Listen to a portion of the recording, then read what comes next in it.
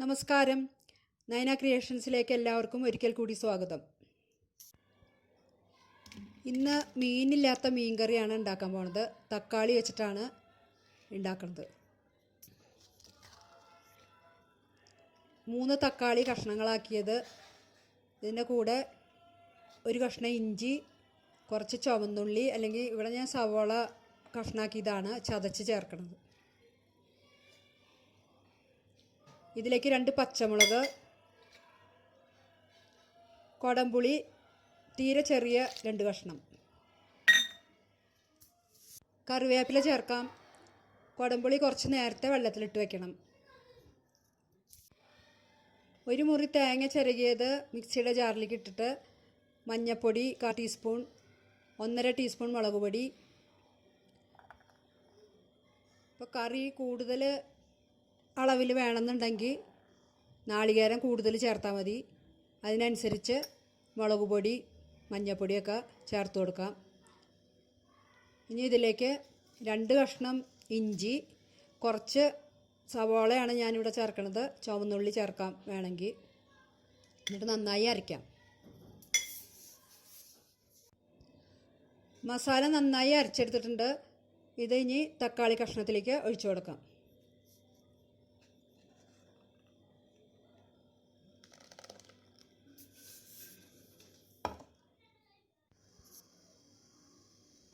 ഉപ്പ് ചേർത്ത് നന്നായി ഇളക്കി യോജിപ്പിക്കാം.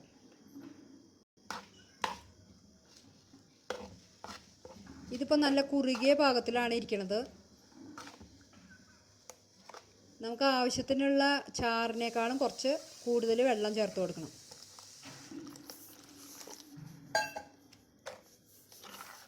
അതിനുശേഷം ഒന്നും കൂടി നന്നായി ഇളക്കി യോജിപ്പിച്ച്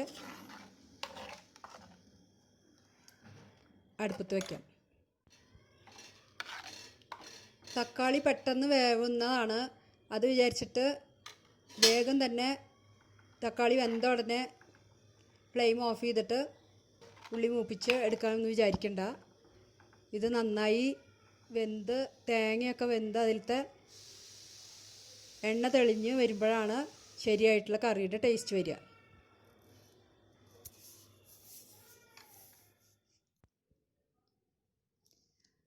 കറി അടുപ്പത്ത് വെച്ച് നന്നായി ഇളക്കി കൊടുക്കണം. മീഡിയം ഫ്ലെയിമിൽ ഇട്ടാൽ മതി. ഇത് പെട്ടെന്ന് തിളപ്പിച്ചെടുക്കാൻ പാടില്ല. മീഡിയം ഫ്ലെയിമിലിട്ടിട്ട് സാവധാനത്തിൽ വേണം തിളപ്പിച്ചെടുക്കാൻ. ഇടയ്ക്കിടയ്ക്ക് ഇളക്കി കൊടുത്തുകൊണ്ടിരിക്കണം. അല്ലെങ്കിൽ തേങ്ങ പിരിഞ്ഞു പോകാനുള്ള സാധ്യതയുണ്ട്. തേങ്ങ പിരിഞ്ഞു കഴിഞ്ഞാൽ കാണാനും ഭംഗി ഉണ്ടാവില്ല, കറി ടേസ്റ്റും ഉണ്ടാവില്ല. അതുകൊണ്ട് ഇത് തിള വന്നു തുടങ്ങുമ്പോൾ ഒന്ന് ഇളക്കി കൊടുക്കുക. പിന്നെ കുറച്ച് സമയം കഴിയുമ്പോൾ ഒന്നുകൂടി ഇളക്കുക. അങ്ങനെ നന്നായിട്ട് തിള വരുന്ന വരെ ഇടയ്ക്കിടയ്ക്ക് ഇളക്കിക്കൊണ്ടിരിക്കണം. തക്കാളിക്ക് വേവ് കുറവാണെന്ന് വിചാരിച്ചിട്ട് പെട്ടെന്ന് ഇളക്കിയെടുത്ത് കറി ഉണ്ടാക്കൽ അവസാനിപ്പിച്ച് കഴിഞ്ഞാൽ കറിക്ക് അത്ര ടേസ്റ്റ് ഒന്നും ഉണ്ടാവില്ല.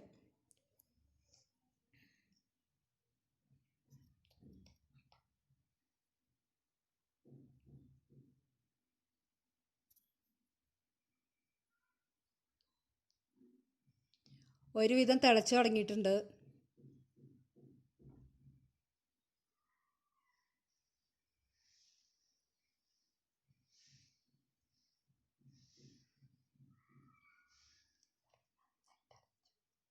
നന്നായിട്ട് തിളച്ചിട്ട് വന്നിട്ടേ.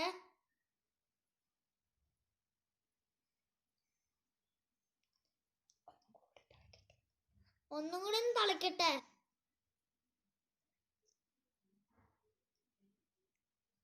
നന്നായി തിളച്ച് വന്നിട്ടുണ്ട്. ഇനി സിമ്മിലേക്ക് ഇടാം. ഫ്ലെയിം സിമ്മിലേക്ക് ആക്കിയിട്ട് അടച്ചു വയ്ക്കാം.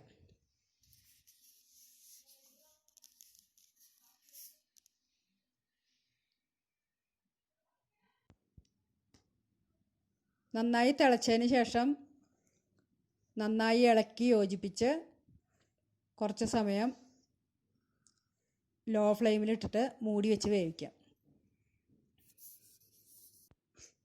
5 മിനിറ്റ് സമയം കൂടി ലോ ഫ്ലെയിമിലിട്ടിട്ട് വേവിക്കാം.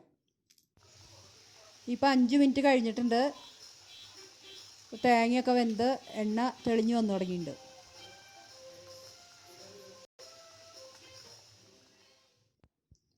കറി കുറച്ച് സമയം കൂടി എണ്ണ തെളിയാൻ വേണ്ടിയിട്ട് വെക്കാം. ഈ സമയം കൊണ്ട് ഉള്ളി മൂപ്പിച്ചെടുക്കാം.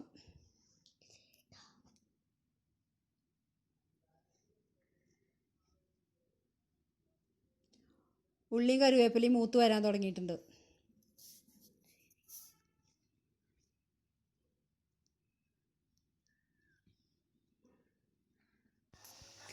എണ്ണ നന്നായിട്ട് തെളിഞ്ഞു വന്നിട്ടുണ്ട്. നമുക്ക് ഫ്ലെയിം ഓഫ് ചെയ്യാം.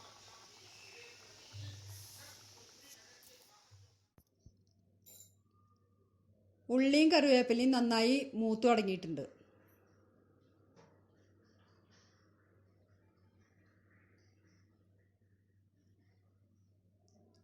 എണ്ണയൊക്കെ തെളിഞ്ഞ് പാകമായിട്ടുള്ള കറിയിലേക്ക് ഉള്ളി മൂപ്പിച്ചത് ചേർത്ത് കൊടുക്കാം.